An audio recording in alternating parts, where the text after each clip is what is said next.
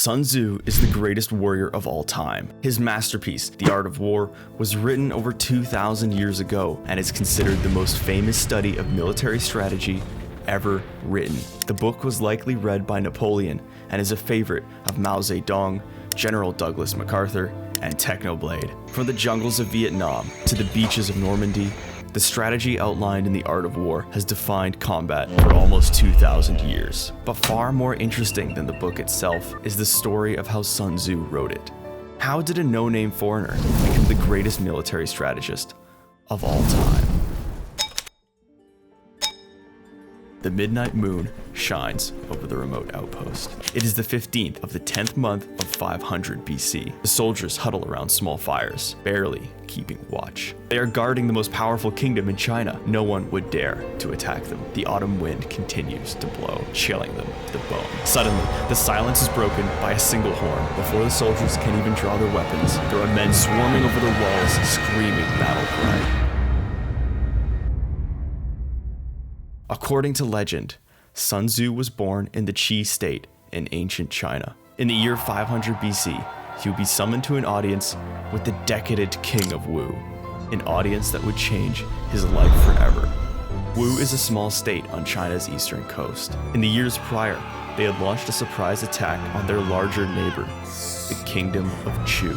The invasion was a disaster. The Wu armies were cut off from their homeland and destroyed. Now, a decade later, Chu is preparing to destroy the kingdom of Wu once and for all. Leading the powerful state of Chu is the ambitious and corrupt prime minister called Nam Hua. Nam Hua is the head of an army numbering in the hundreds of thousands, and the king of Wu is desperate to save his people and his throne. The king has been reading about military strategy, and among the works he has read is a series of 13 chapters written by an unknown foreigner. Impressed by this work, he summons the author to his palace. The king has a plan for how he will test Sun Tzu and make sure that he is a true military genius. Upon his arrival, the king said, "I have read your 13 chapters, sir, in their entirety. Can you conduct a minor experiment in control of the movement of troops?" Sun Tzu simply replied, "I can." "Can you conduct this test using women?" Sun Tzu once again said yes. The king summoned over 100 of his favorite concubines. Once they arrived, Sun Tzu divided them into two groups, each with their own leaders and officers. He instructed them on how to hold a spear and the proper technique in turning left and right as one unit. Sun Tzu then drew his sword. When he gave the signal to face right, the woman roared with laughter. Sun Tzu said that if the orders are not clear, then it is the commander's fault. He repeated the orders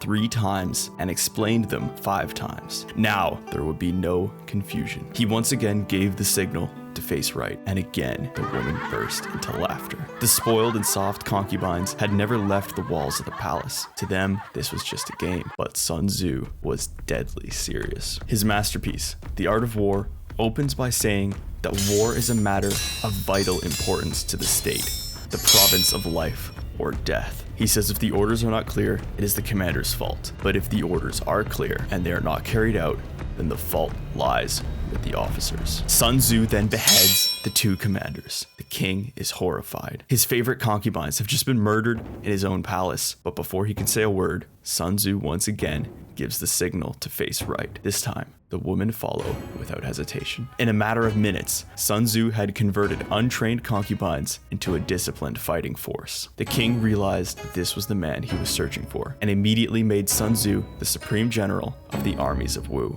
Sun Tzu had arrived in the city a foreigner. Now he had a chance to prove his theories in the field. When he went to inspect the Wu army, however, there was a massive problem. Their enemy, the Chu army, numbered in the hundreds of thousands, but the small state of Wu had barely a tenth of their numbers. Sun Tzu would have to defeat an army 10 times larger than his own, and he had to do it before Nam Hua reached the kingdom of Wu. If the city fell, it would all be for nothing. The strategies and tactics Sun Tzu uses throughout this war will be copied by generals for thousands of years to come. But before he can define his legacy and write his name in the history books, he has to defeat Nam Hua. Sun Tzu is faced with an impossible task. Defeat an army 10 times larger than your own and do it before they destroy your city.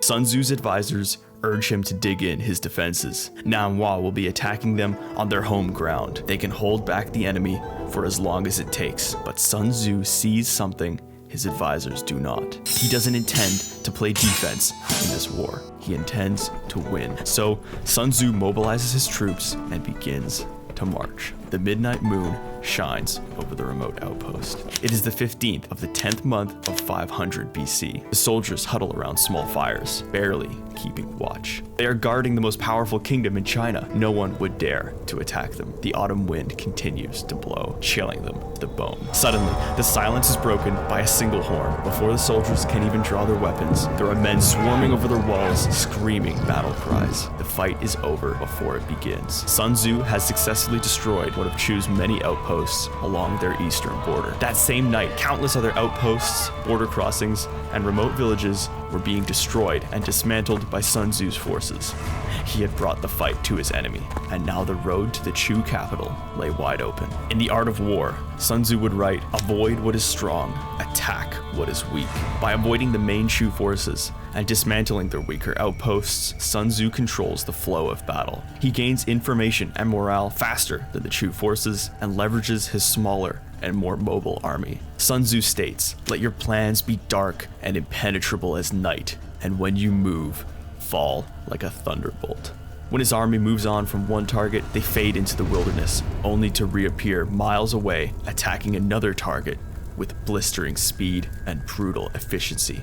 The Chu forces are constantly stuck, chasing the areas that Sun Tzu has already attacked and missing where he will go. When news reaches Namwa of Sun Tzu's activities, he immediately turns his army around. He intends to destroy this unknown enemy for good. Sun Tzu's guerrilla campaign continues for months. Chu is rapidly losing money and troops, but most importantly, they are losing morale. The country is permeated with a fear about where Sun Tzu will strike next. As the war drags on, more and more of Chu's allies defect to the other side. This, however, will cause Sun Tzu his greatest challenge yet and lead to him being cornered by Namwa's army. One of the Chu allies that defects and joins Sun Tzu is the northern state of Sai. Upon hearing about their treachery, Namwa marches his army north. He intends to destroy the traitor state and Sun Tzu in a single move.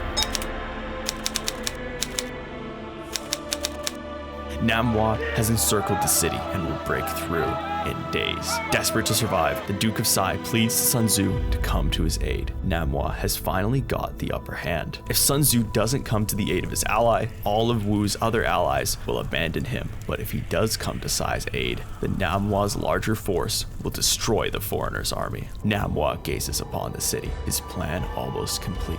Suddenly, the sound of horns breaks through the siege. Sun Tzu has come. As the Wu forces draw closer, however, they pause. In awe at the sheer size of the Chu army, Namwa smiles and gives the order to attack Sun Tzu's forces. As the Chu army begins to move, Sun Tzu retreats. The chase continues for weeks. Sun Tzu has successfully drawn Namwa away from Sai, but now he has a bigger problem. He is outnumbered more than 10 to 1, and his army is marching towards a dead end. After weeks of chasing and months of war, Namwa has finally cornered Sun Tzu. The enemy's army is backed up against a wall of cliffs. There will be no escaping. Something is wrong, however. Sun Tzu's army is much smaller than he was led to believe. Ignoring the growing doubt in the back of his mind, Namwa charges, and the most brutal battle of the war commences.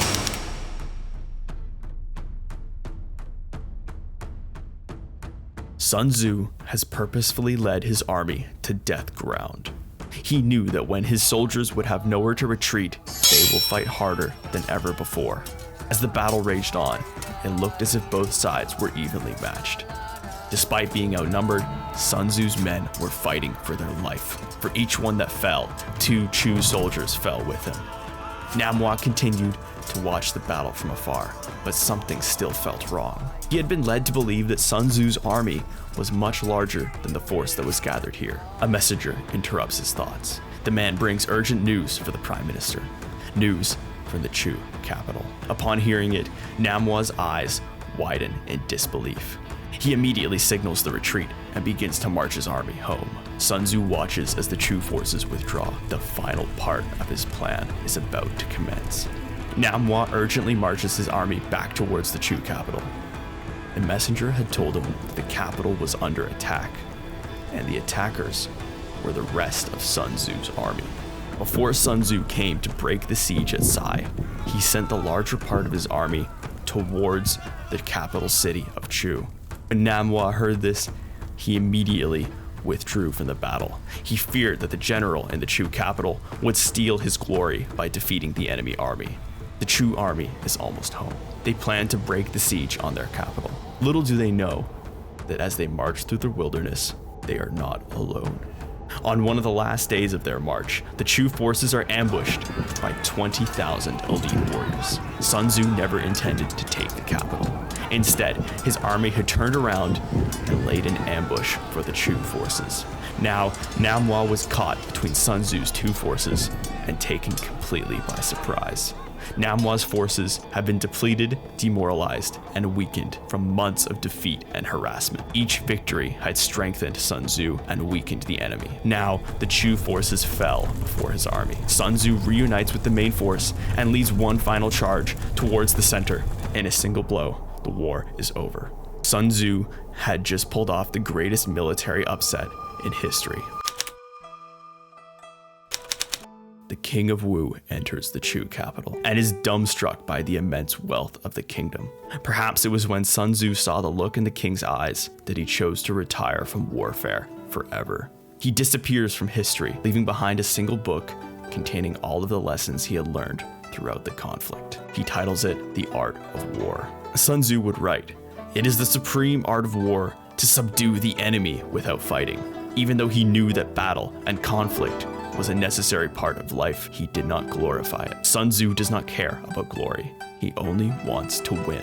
Eventually, the kingdom of Wu would become corrupted by its newfound wealth. Just 30 years after Sun Tzu's victory, Wu would be overthrown by a smaller neighboring state and forgotten to history. Sun Tzu's military accomplishments were meaningless, but the lessons on warfare he left behind would serve as the foundation of military and business strategy for 2,000 years to come.